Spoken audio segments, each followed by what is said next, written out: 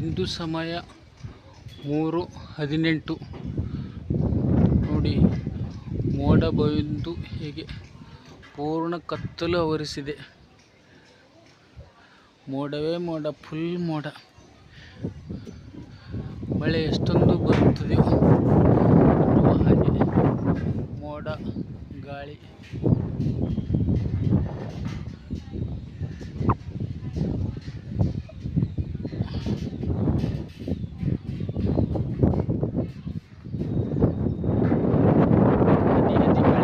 ಪ್ರಾರಂಭವಾಗಿದೆ.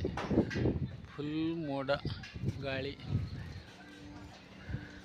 ಕತ್ತಲಂತಾಗಿದೆ ವಾತಾವರಣ. ಸಣ್ಣ ಸಣ್ಣ ಮಳೆ ಹನಿಗಳು ಬರುತ್ತಿವೆ.